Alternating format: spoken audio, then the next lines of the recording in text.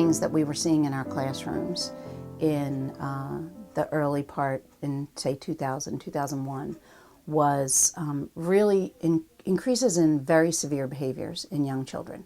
We had a child, a 4-year-old, throw a chair through a window and successfully break it. We were seeing such aggressive behaviors and really being aware when we spoke with children and with parents that it was due to trauma that they'd been exposed to. Parents who want to do the best that they can for their children but lack sometimes the basic food, clothing, shelter resources that they need to keep their home safe. Children who had severe behaviors would end up falling through the cracks. We have to break the cycle now. So the bottom line for us as an organization is that in 2001, we had significant findings in our federal review. Findings that were so significant that our program was at risk. And by our 2009 federal review, we had no findings. And the week that the reviewers were here, we were nominated by our governor to compete to be one of 10 Head Start Centers of Excellence across the country. And in September of 2010, we were named one of 10 Head Start Centers of Excellence in the country. I believe it's due to conscious discipline. I believe that the work that we did personally in our classrooms, with our teachers, with all of our staff, with our parents, and as an organization led us from chaos to compliance. High quality early education can save anywhere, studies will show anywhere from $6 for every dollar invested to $17 for every dollar invested. It's a broad estimate.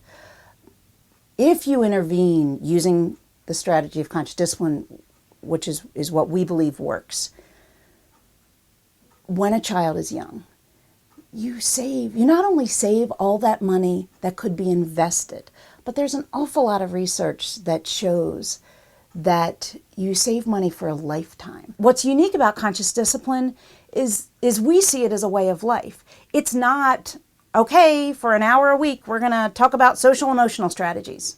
That's not what it is. This is an essential way that you structure the classroom. This is an essential way for us that we structure the organization. We had about a 40% turnover rate in the year prior to implementing conscious discipline. That's actually fairly common in the world of early childhood. Child care has a very high turnover rate. That's bad for kids for a lot of reasons, most importantly that they need consistency in their lives and in their classrooms in order to be successful. Our turnover rate was reduced from 40%. It fluctuates now between 10 and 15% a year. And that's a dramatic change, and that naturally improves the quality of your program because you're not constantly retraining new teachers. You have teachers return. Those teachers can work at their skills. They can work to get better. Prior to our using conscious discipline, our coordinators, I would estimate that they were in classrooms putting out fires, helping teachers deal with aggressive, challenging behaviors about 60 days a year. Now, our coordinators still occasionally have to go in and address problem behaviors. So I'm going to guess 10 days a year they may go in, be putting out the fires, dealing with aggressive behaviors. But thanks to conscious discipline, when that happens, we have a plan. Somebody was observing in the classroom and they came to me and they said, this child had a total meltdown. And the children stopped. And they wished the child well, and then they went back and continued their work. 6 years ago, one child would have had a meltdown. Teachers would have rushed to that child. 2 other children would have began a meltdown. The children would not have continued their work. They would have engaged in the drama. They would have stared. Now, literally you have this classroom of 3 and 4-year-olds who have a strategy. They stop, they wish the child well, and they go on about their business, and they let the teacher attend to the child who's having a hard time.